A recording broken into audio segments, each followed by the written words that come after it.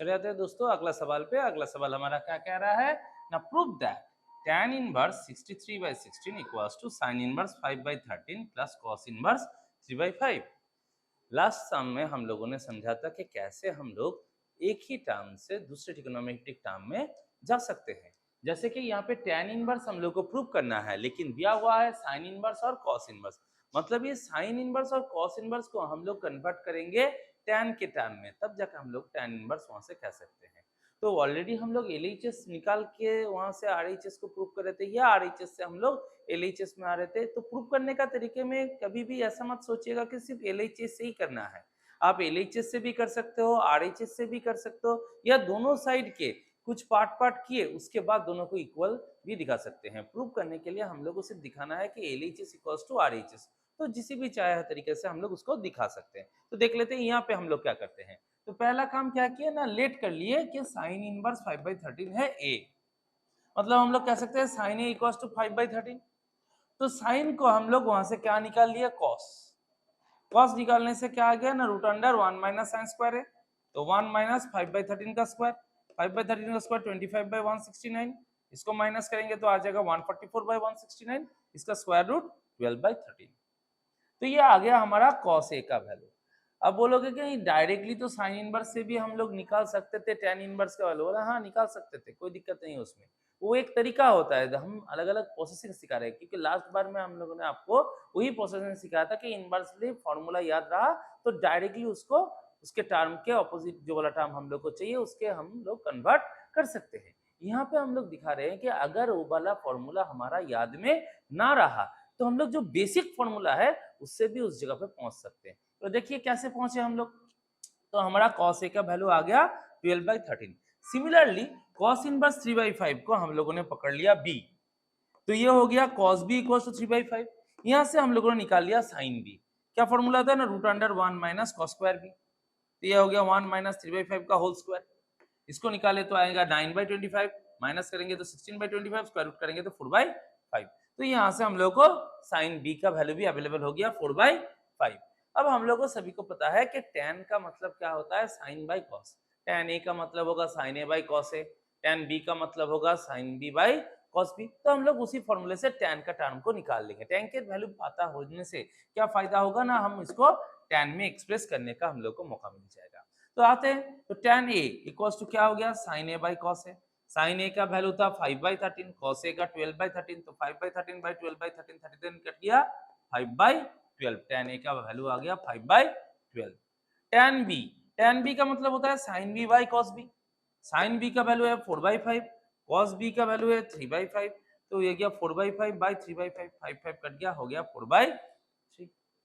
अब हम लोग को फॉर्मूला पता है tan A प्लस B का। tan A प्लस B का फॉर्मूला क्या होता है ना, tan A plus tan B by 1 minus tan A tan B। अब यहाँ पे हम लोग वैल्यू को पुट कर देंगे तो क्या रिजल्ट आएगा, 5/12 प्लस 4/3, 1 माइनस 5/12 इंटू 4/3। एलसीएम करेंगे तो आएगा 15 प्लस 48/36। नीचे में आ जाएगा मल्टीप्लाई करने से 1 माइनस 20/36। अब उसका भी एलसीएम करेंगे तो रिजल्टेंट आ जाता है 63/36। 36 माइनस 20/36 बाई 36 कट गया, 63 रहा।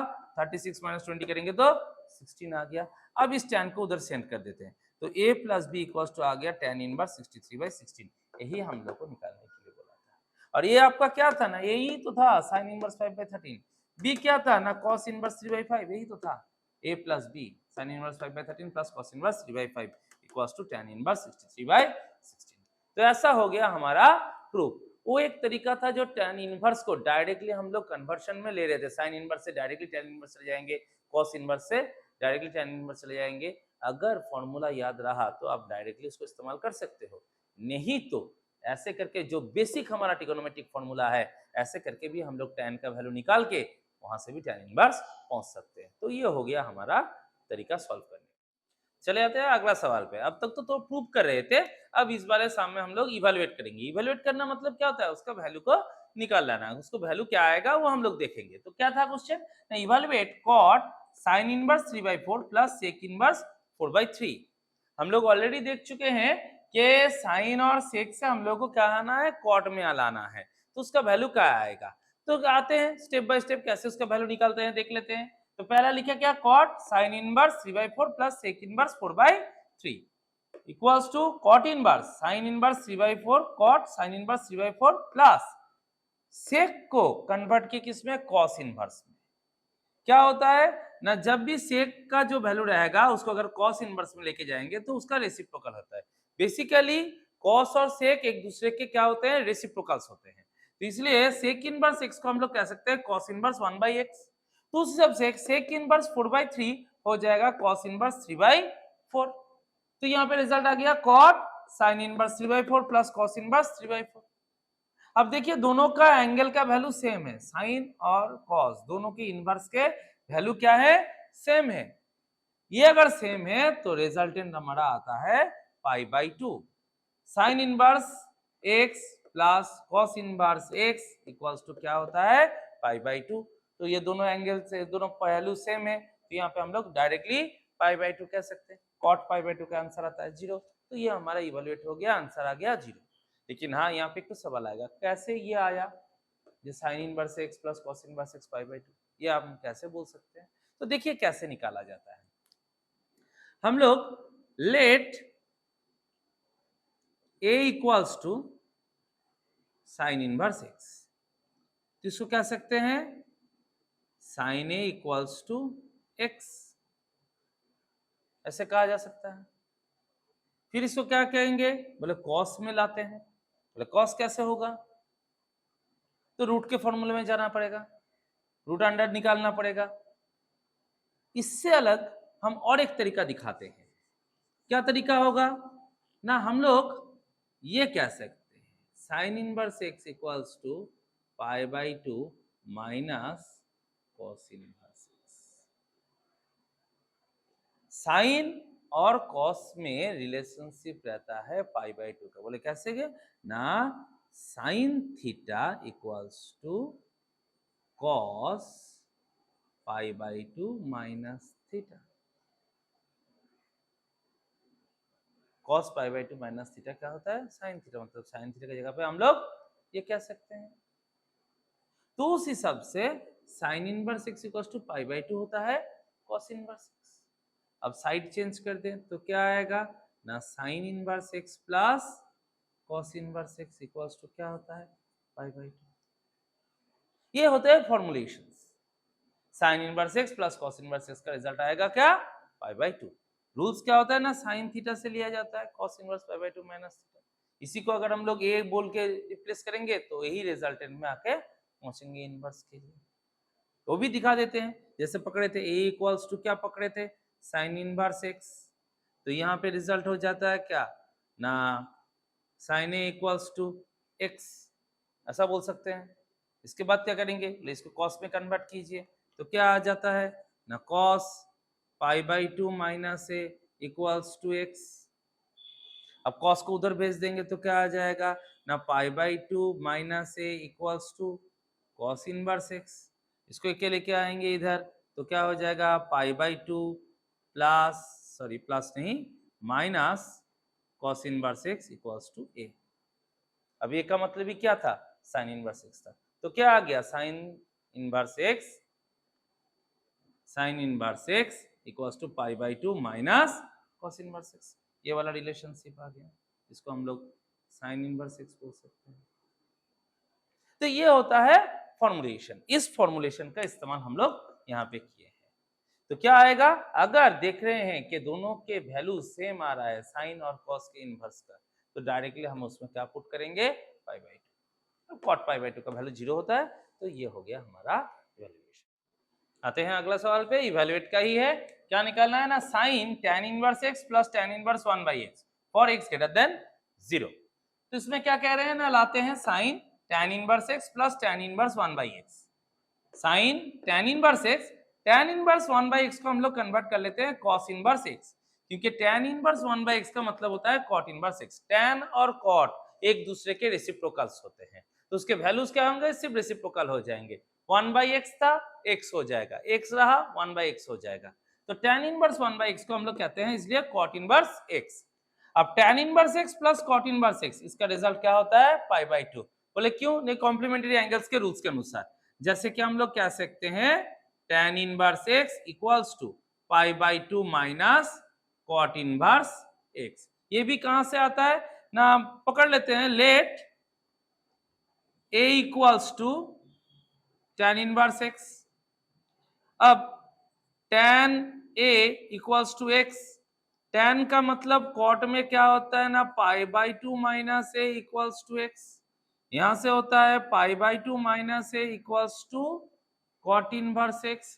तो फिर रिजल्ट आ जाता है pi by 2 minus cot inverse x equals to a। मतलब ही तो हमारा था tan इनवर्स x।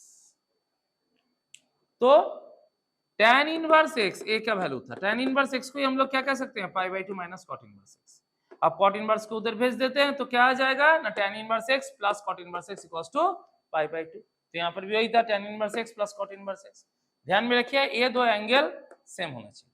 तो रिजल्ट क्या हो जाएगा, पाई बाई 2। साइन पाई बाई 2 का वैल्यू क्या होता है 1। तो हमारा सॉल्विंग आ गया 1।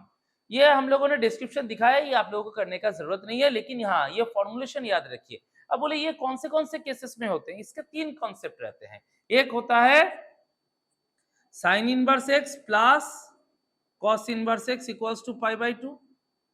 दूसरा होता है tan inverse x plus cot inverse x equals to pi by 2। तीसरा होता है cosec inverse x plus sec inverse x equals to pi by 2। तो ऐसे कंडीशन अगर आएंगे तो हम लोग डायरेक्टली पाई बाई 2 को बिठा सकते हैं। तो ऐसे करके हम लोग वैल्यूज इवैल्यूएट करेंगे। अब बोले कि ये x ग्रेटर देन 0 देने का मतलब क्या था ना, फर्स्ट क्वाड्रेंट वाला कंडीशंस दिया है इसलिए पॉजिटिव पकड़ना होगा। अगर दूसरे वैल्यूज रहेंगे उसके अगेंस्ट में तो वो क्वाड्रेंट में चेंज होगा, तब प्लस या माइनस में आंसर आएगा। नाउ नेक्स्ट क्वेश्चन क्या है ना, if cos inverse x plus cos inverse y equals to pi by 4। ये वैल्यू दे दिया गया है, cos inverse x plus cos inverse y का वैल्यू क्या दे दिया गया, pi by 4। Find the value of sin inverse x plus sin inverse y। cos का वैल्यू दे दिया है, sin का वैल्यू क्या होगा वो पूछा है। तो देखते हैं कैसे करते हैं ना, cos inverse x plus cos inverse y equals to pi by 4। cos inverse x को हम लोग कह सकते हैं pi by 2 minus sin inverse x, क्योंकि ऑलरेडी हम लोगों ने फॉर्मूला देखा है cos इनवर्स x का मतलब होता है pi by 2 minus sin inverse x। तो cos इनवर्स x की जगह पे लिख दिया pi by 2 minus sin inverse x। वैसे ही cos इनवर्स y को लिख दिया pi by 2 minus sin inverse y equals to pi by 4। Sine को एक साइड में और पाई वैल्यू को एक साइड में रख दिया, तो pi by 2 plus pi by 2 minus pi by 4 equals to sin inverse x plus sin inverse y। Minus उधर जाने से प्लस हो गया, ये प्लस था इसलिए माइनस आ गया। अब पूरा साइड चेंज कर लेते हैं, तो क्या हो गया sin inverse x plus sin inverse y equals to, इसका एलसीएम करेंगे तो क्या आएगा 4, इधर में होगा 2 pi plus 2 pi minus pi, 2 पाई हो जाएगा 4 पाई, 4 पाई से पाई माइनस करेंगे तो आ जाएगा 3 पाई बाई 4। तो sin inverse x plus sin inverse y का वैल्यू आ जाएगा क्या 3 पाई बाई 4। तो वो जो कन्वर्सन फॉर्मूला है पाई बाई 2 के साथ वो इसमें इस्तेमाल किया जा रहा है कन्वर्ट कॉस से साइन के टर्म में पहुंचने के लिए। चले आते हैं दोस्तों नेक्स्ट क्वेश्चन में। नेक्स्ट क्वेश्चन क्या कह रहा है ना, if sine inverse x plus sine inverse y equals to pi by 3 and cos inverse x minus cos inverse y equals to pi by 6, find the values of x and y। Sine और cos का दोनों expression equation हम लोग को दिया है, वहां से सॉल्व करके हम लोग को x और y निकाल के लाना है। तो देख लेते हैं कैसे होता है। पहला कंडीशन हम लोगों ने लिखा sine inverse x plus sine inverse y equals to pi by 3, जो गिवन था वो हम लोगों ने नोट डाउन किया। दूसरा क्या था, cos inverse x minus cos inverse y equals to pi by 6। अब ये cos वाले को हम लोग चेंज करेंगे साइन में, क्योंकि दोनों को हम लोग एक ही पैटर्न में लेके आएंगे। आप साइन वाले को भी चेंज करके cos में लेके जा सकते हो, cos वाले को भी चेंज करके साइन में। तो मैं यहाँ पे cos को चेंज कर लेता हूँ। तो cos इनवर्स x के लिए क्या लिखेंगे, पाई by 2 minus sine inverse x minus pi by 2 plus sine inverse y। बोले क्यों, क्योंकि पाई बाई 2 माइनस और बाहर का माइनस अंदर वाला माइनस मिला के क्या हो जाएगा, माइनस माइनस प्लस हो जाएगा। फॉर्मूला होता है pi by 2 minus sine inverse y, लेकिन बाहर के माइनस की वजह से यहाँ पे प्लस चला आएगा। तो रिजल्ट क्या आ गया, pi by 2 minus sine inverse x minus pi by 2 plus sine inverse y equals to pi by 6। अब देखो pi by 2 plus pi by 2 minus cancel हो गया, बचा रहा क्या ना minus sine inverse x plus sine inverse y equals to pi by 6। ये दो इक्वेशन हमारे अवेलेबल हो गए। साइमल्टेनियस लीनियर इक्वेशंस एक्स और वाई फाइंड आउट करने के लिए हम लोगों ने कुछ प्रोसेस सीखे थे, जैसे कि एक सब्स्टिट्यूशन प्रोसीड्यूर होता है, एक एलिमिनेशन प्रोसीड्यूर होता है। तो यहाँ पे हम लोग एलिमिनेशन प्रोसेस को ही काम में लगाएंगे, ये हमारे लिए आसानी होगा। बोले कैसे? बोले देखिए sine inverse x plus sine inverse y equals to pi by 3 question में दिया हुआ था। हम लोगों ने यहाँ से क्या निकाला? Minus sine inverse x plus sine inverse y equals to pi by 6। देखिए साइन इनवर्स एक्स एक बार प्लस में और एक बार माइनस में, तो हम इसको क्या कर सकते हैं? कैंसिल कर सकते हैं। ये कैंसिल हो जाता है तो sine inverse y plus sine inverse y क्या हो गया? 2 साइन इनवर्स वाई, और इधर में पाई बाई 3 प्लस पाई बाई 6। इसका एडिशन कर रहे हैं तो रिजल्ट क्या आएगा? ना एलसीएम हो जाएगा 6, ऊपर में 2 पाई प्लस पाई, तो क्या होगा? 2 sine inverse y equals to 2 pi plus pi by 6। तो sine inverse y equals to 3 pi by 6 into 2, ये वाला 2 यहाँ पे मल्टीप्लाई में आ जाएगा, 3 और 6 कटेगा तो 2 रहेगा। तो क्या रिजल्ट होगा? ना sine inverse y equals to pi by 4। Sine inverse y का वैल्यू हम लोग अवेलेबल हो गया। यहां से हम लोग कह सकते हैं y equals to sine pi by 4। Sine pi by 4 का मतलब होता है 1 बाई रूट 2, तो y इक्वल्स टू क्या हो गया? 1 बाई रूट 2 हो गया हमारा y का value. Find out x and y में y को हम लोगों ने ऑलरेडी फाइंड आउट कर लिया। अब क्या करेंगे? बोले इस इक्वेशन में, जैसे हम लोग साइमल्टेनियस इक्वेशन में क्या करते थे कि अगर y का वैल्यू आ जाता था तो उसको हम लोग इक्वेशन 1 या इक्वेशन 2 में हम लोग पुट कर देते थे, तो दूसरा वैल्यू जो x का है वो फाइंड आउट हो जाता था। यहाँ पे सेम प्रोसेसिंग हम लोग काम में लाएंगे। साइन इनवर्स y का वैल्यू क्या था? Pi by 4। तो जो हमारा इक्वेशन था sine inverse x plus sine inverse y equals to pi by 3, यहाँ पे साइन इनवर्स y की जगह पे हम लोगों ने क्या बिठा दिया? Pi by 4। तो क्या हो गया? Sine inverse x plus pi by 4 equals to pi by 3।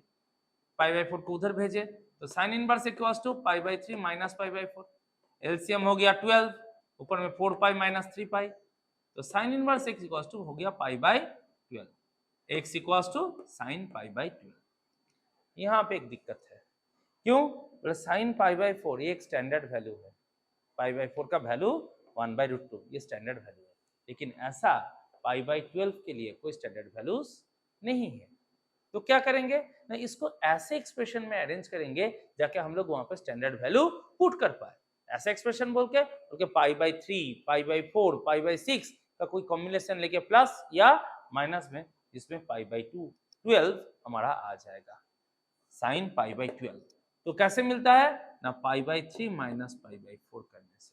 अब देखिए एलसीएम करेंगे तो क्या आएगा? पाई by 3 minus pi by 4, result हो जाएगा 12, इधर हो जाएगा 4 पाई, इधर हो जाएगा 3 पाई, तो हो गया पाई बाई 12। अब बोलेंगे ये तो पहले था, बोले हाँ आप यहां से भी कन्वर्शन कर सकते हो, कोई दिक्कत का बात नहीं।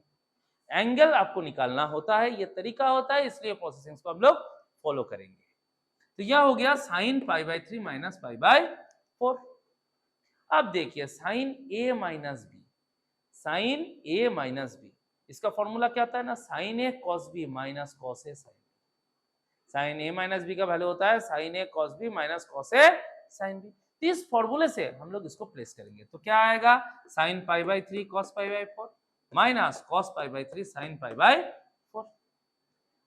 साइन पाई बाई 3 का वैल्यू होता है root 3 by 2, cos pi by 4 का वैल्यू होता है 1 by root 2, minus cos pi by 3 का वैल्यू होता है 1 बाई 2, साइन पाई बाई 4 का वैल्यू होता है 1 बाई रूट 2। मल्टीप्लाई करेंगे तो आएगा root 3 by 2 root 2 minus 1 by 2 root 2। इसका एलसीएम कर लेंगे तो रिजल्ट क्या बनेगा? x इक्वल्स टू नीचे में आ जाएगा 2 रूट 2, ऊपर में आ जाएगा रूट 3 माइनस 1, तो x का वैल्यू हो जाएगा रूट 3 माइनस 1 बाई 2 रूट 2 और y का वैल्यू हो जाएगा 1 बाई रूट 2। ऐसे करके हम लोग ट्रिगोनोमेट्रिक इनवर्स के इक्वेशन से x और y को फाइंड आउट कर सकते हैं।